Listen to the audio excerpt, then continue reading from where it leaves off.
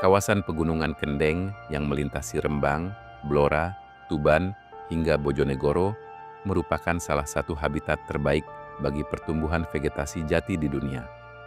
Karakteristik tanah kapur yang kering dan tandus di wilayah ini memaksa pohon jati tumbuh lambat, dengan masa matang mencapai 80 tahun. Proses alamiah tersebut menghasilkan kayu berkerapatan serat yang padat, serta kaya akan kandungan minyak dan zat kapur alami yang berfungsi sebagai proteksi terhadap hama. Material yang tangguh terhadap perubahan cuaca ekstrim dan menjadi komoditas unggulan yang sangat bernilai tinggi.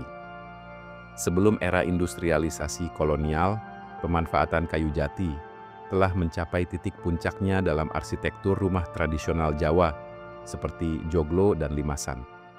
Di sini, jati tidak sekadar berfungsi sebagai elemen struktural, melainkan penanda hierarki sosial dan ekonomi yang tegas.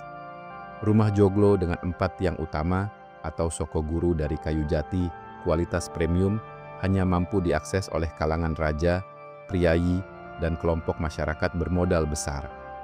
Kerumitan ukiran dan jumlah susunan balok atap bertingkat atau tumpang sari menjadi indikator langsung strata sosial pemiliknya, di mana masyarakat kelas bawah hanya menggunakan dinding anyaman bambu, sementara golongan kelas atas menggunakan papan jati tebal.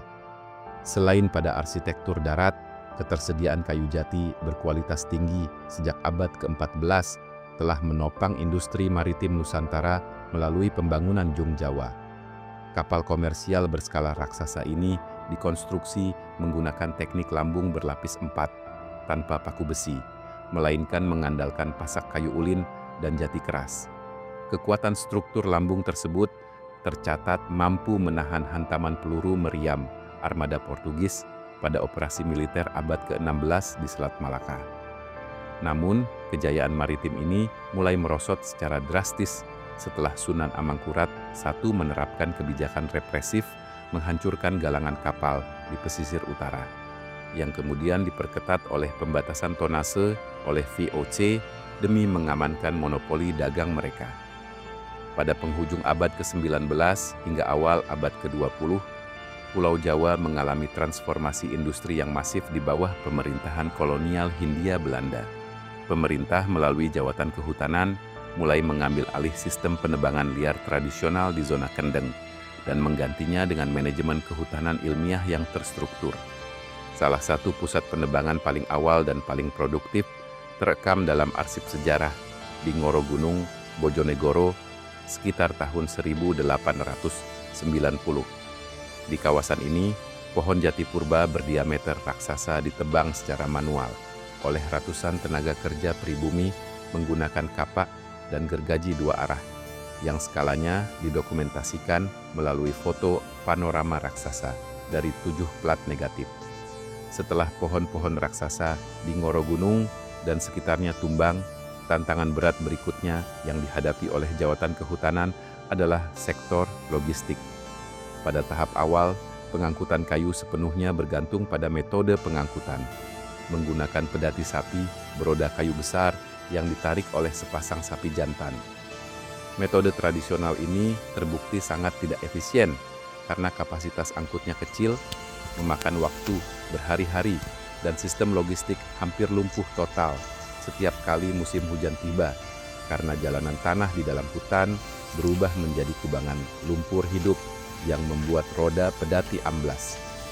Untuk memecahkan kebuntuan logistik tersebut, pemerintah kolonial mendatangkan teknologi mesin uap portabel ke pedalaman hutan Jawa. Alih-alih menggunakan tenaga hewan, Belanda memasang traktor uap yang dilengkapi dengan sistem katrol dan gulungan kabel seling baja raksasa untuk menyeret balok kayu keluar dari jurang dan medan ekstrim. Mekanisasi penyeretan ini segera diikuti oleh pembangunan jaringan rel kereta api. Ukuran sempit menembus jantung hutan yang dikenal sebagai Bostram. Lori-lori pengangkut kayu ditarik oleh lokomotif uap kecil menuju tempat penimbunan, sebelum dipindahkan ke gerbong kereta api komersial milik negara atau swasta menuju pelabuhan utama di Surabaya dan Semarang. Efisiensi eksploitasi hutan dilanjutkan dengan program hilirisasi melalui pembangunan puluhan pabrik penggergajian kayu jati bertenaga uap di lokasi strategis dekat jalur rel dan tepian Bengawan Solo, seperti di Cepu dan Bojonegoro. Di dalam pabrik-pabrik ini, mesin gergaji pita raksasa membelah batang pohon menjadi bentuk balok presisi, papan standar, dan bantalan rel kereta api. Proses mekanis ini tidak hanya menstandardisasi produk sesuai permintaan pasar Eropa, tetapi juga menyingkirkan bagian kayu yang cacat, sehingga menekan biaya ruang angkut kapal dan menjamin kualitas ekspor yang bernilai tinggi.